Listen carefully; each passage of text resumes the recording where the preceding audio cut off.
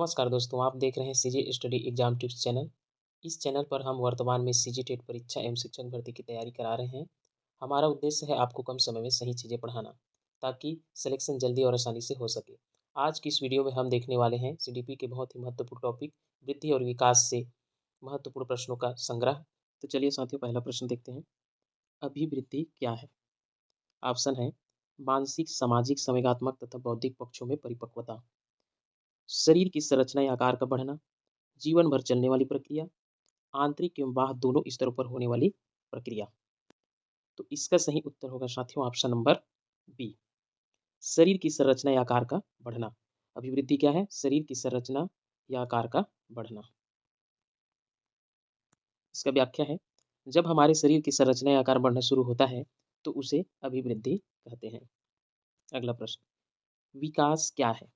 Option है शरीर की संरचना या आकार में वृद्धि, एक ऐसी प्रक्रिया जो कुछ समय के बाद रुक जाती है। मानसिक, सामाजिक, संवेगात्मक तथा बौद्धिक पक्षों में परिपक्वता। और लास्ट है एक ऐसी प्रक्रिया जो क्रम के अनुसार नहीं चलती।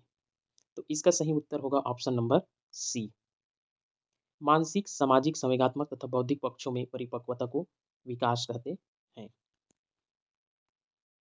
इसका व्याख्या है, जब हमारे मानसिक, सामाजिक, संवेगात्मक तथा बौद्धिक पक्षों में परिपक्वता आती है तो उसे विकास कहते हैं। अगला प्रश्न, अभिवृद्धि का स्वरूप कैसा होता है? ऑप्शन है आंतरिक, बाह्य, आंतरिक एवं बाह्य दोनों, और इनमें से कोई नहीं। तो इसका सही उत्तर होगा ऑप्शन नंबर बी, अभिवृद्धि का स्वरूप बाह्य होता है। इसका व्याख्या है, अभिवृद्धि का स्वरूप बाह्य होता है। अगला प्रश्न, विकास का स्वरूप कैसा होता है? ऑप्शन है आंतरिक, बाह्य, आंतरिक एवं बाह्य दोनों, इनमें से कोई नहीं। तो इसका सही उत्तर होगा ऑप्शन नंबर सी, विकास का स्वरूप जो है आंतरिक एवं बाह्य दोनों होता है। इसका व्याख्या, विकास का स्वरूप आंतरिक एवं बाह्य दोनों होता है। अगला प्रश्न, अभिवृद्धि की प्रक्रिया कब तक चलती है? ऑप्शन है जीवन भर, कुछ समय के बाद रुक जाती है, केवल बचपन में, केवल किशोरावस्था में। तो इसका सही उत्तर होगा ऑप्शन नंबर बी, अभिवृद्धि की प्रक्रिया जो है कुछ समय के बाद रुक जाती है। इसका व्याख्या, अभिवृद्धि कुछ समय के बाद रुक जाती है। अगला प्रश्न, विकास की प्रक्रिया कब तक चलती है? कुछ समय के बाद रुक जाती है, जीवन भर चलती रहती है, केवल बचपन और किशोरावस्था में, और लास्ट ऑप्शन है केवल वयस्कता में। तो इसका सही उत्तर होगा ऑप्शन नंबर बी, जीवन भर चलती रहती है। विकास की प्रक्रिया जो है जीवन भर चलती रहती है। इसका व्याख्या, विकास जीवन भर चलता रहता है। अगला प्रश्न, क्या अभिवृद्धि एक क्रमबद्ध प्रक्रिया है? ऑप्शन है हाँ, यह हमेशा क्रम में चलती है। नहीं, यह क्रम के अनुसार नहीं चलती। यह कभी-कभी क्रम से चलती है। यह केवल बाल्यावस्था में क्रम से चलती है। तो इसका सही उत्तर होगा ऑप्शन नंबर बी, नहीं, यह क्रम के अनुसार नहीं चलती। अभिवृद्धि एक क्रमबद्ध प्रक्रिया नहीं है, यह क्रम के अनुसार नहीं चलती है। इसका व्याख्या, अभिवृद्धि क्रम के अनुसार नहीं चलती। उदाहरण के लिए, कभी हमारी लंबाई बढ़ती है तो कभी हमारा भार बढ़ता है। अगला प्रश्न, क्या विकास एक क्रमबद्ध प्रक्रिया है? ऑप्शन है हाँ, यह एक निश्चित क्रम में होता है। नहीं, यह निश्चित क्रम के अनुसार नहीं चलता। यह केवल शारीरिक विकास के लिए क्रमबद्ध होता है। यह केवल मानसिक विकास के लिए क्रमबद्ध होता है। तो इसका सही उत्तर होगा ऑप्शन नंबर ए, हाँ, यह एक निश्चित क्रम में होता है। विकास जो है एक निश्चित क्रम में होता है। व्याख्या, विकास में एक निश्चित क्रम होता है। अगला प्रश्न, अभिवृद्धि का उदाहरण क्या है? ऑप्शन है भाषा ज्ञान में वृद्धि, मस्तिष्क का विकास, लंबाई और चौड़ाई में वृद्धि, सामाजिक परिपक्वता। तो इसका सही उत्तर होगा ऑप्शन नंबर सी, लंबाई और चौड़ाई में वृद्धि। अभिवृद्धि जो है लंबाई और चौड़ाई में वृद्धि को कहते हैं। व्याख्या, अभिवृद्धि के उदाहरण के रूप में लंबाई और चौड़ाई आता है। अगला प्रश्न, विकास का उदाहरण क्या है? ऑप्शन है शरीर का आकार बढ़ना, भार में वृद्धि, मानसिक और सामाजिक विकास, शरीर की संरचना में वृद्धि। तो इसका सही उत्तर होगा ऑप्शन नंबर सी, मानसिक और सामाजिक विकास। विकास का उदाहरण क्या है? मानसिक और सामाजिक विकास। इसका व्याख्या, विकास के उदाहरण में मस्तिष्क और भाषा ज्ञान का विकास शामिल है, जो मानसिक और सामाजिक विकास के ही भाग हैं। अगला प्रश्न, वृद्धि के बारे में कौन सा कथन सही है? ऑप्शन है, यह गुणात्मक और परिमाणात्मक दोनों होती है, इसका सीधे सीधे मापन नहीं किया जा सकता, यह केवल परिमाणात्मक होती है, यह विकास के बिना संभव नहीं है। तो इसका सही उत्तर होगा ऑप्शन सी, यह केवल परिमाणात्मक होती है। इसका व्याख्या, वृद्धि केवल परिमाणात्मक होती है, जैसे कि भार और लंबाई को मापना। अगला प्रश्न, विकास के संदर्भ में कौन सा कथन सही है? ऑप्शन, यह केवल परिमाणात्मक होता है, यह केवल गुणात्मक होता है, यह केवल मानसिक होता है, यह परिमाणात्मक और गुणात्मक दोनों होता है।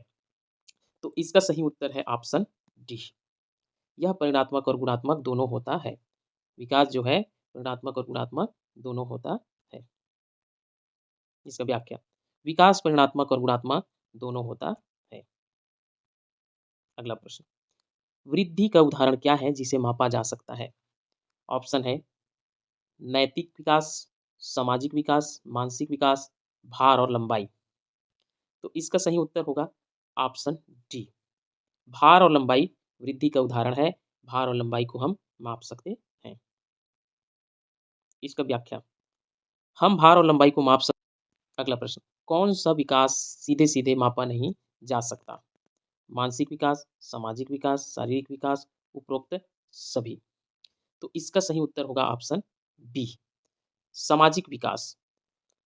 सामाजिक विकास को हम सीधे सीधे नहीं माप सकते।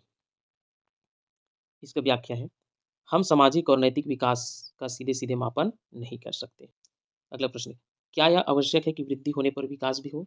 ऑप्शन है, हाँ यह हमेशा होता है, नहीं यह आवश्यक नहीं है, यह केवल बच्चों में होता है, यह केवल वयस्कों में होता है।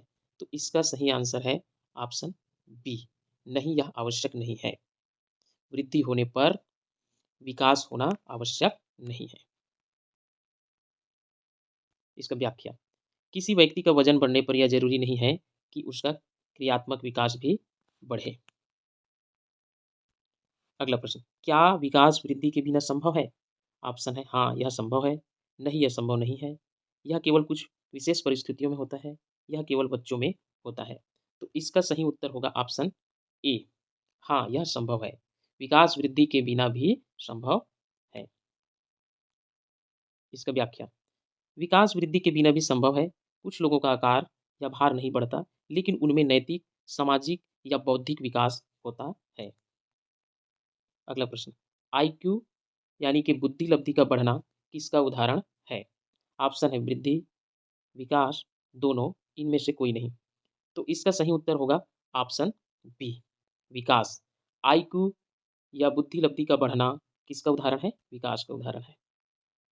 व्याख्या, किसी व्यक्ति का वजन बढ़ने पर यह जरूरी नहीं है कि उनका आईक्यू भी बढ़े, जिससे यह पता चलता है कि आईक्यू का बढ़ना विकास का हिस्सा है। अगला प्रश्न, वृद्धि और विकास के बीच मुख्य अंतर क्या है? ऑप्शन है, वृद्धि मापन योग्य है, जबकि विकास का सीधे मापन नहीं किया जा सकता। वृद्धि गुणात्मक है, जबकि विकास परिमाणात्मक है। वृद्धि जीवन भर चलती है, जबकि विकास एक निश्चित उम्र में रुक जाता है। वृद्धि और विकास दोनों एक ही प्रक्रिया है। तो इसका सही उत्तर होगा ऑप्शन ए, वृद्धि मापन योग्य है, जबकि विकास का सीधे मापन नहीं किया जा सकता। यही इसका उत्तर है। इसका व्याख्या, वृद्धि को भार और लंबाई जैसे मापदंडों से मापा जा सकता है, जबकि सामाजिक या नैतिक विकास का सीधे मापन नहीं किया जा सकता। चलिए अगला प्रश्न, परिपक्वता का क्या अर्थ है? ऑप्शन है, बाहरी वातावरण से सीखना, आनुवंशिक विन्यास के पूर्व निर्धारित रूप से प्रकट होने की प्रक्रिया, सामाजिक बातचीत से विकास, शिक्षा के माध्यम से ज्ञान प्राप्त करना। तो इसका सही उत्तर है ऑप्शन बी, आनुवंशिक विन्यास के पूर्व निर्धारित रूप से प्रकट होने की प्रक्रिया। चलिए इसकी व्याख्या देखते हैं। परिपक्वता वह प्रक्रिया है जिसमें आनुवंशिक विन्यास के अनुसार एक व्यक्ति में पूर्व निर्धारित रूप से परिवर्तन होते हैं या बड़े होने पर स्वाभाविक रूप से आती रहती है और हेरेडिटी से संबंधित होती है। चलिए अगला प्रश्न विकास के आयाम से है। विकास के आयामों में से कौन-सा आयाम बहुआयामी और बहुदिशात्मक होता है? ऑप्शन है केवल शारीरिक विकास, केवल गत्यात्मक विकास, विकास, परिपक्वता। तो इसका सही उत्तर होगा ऑप्शन सी, विकास।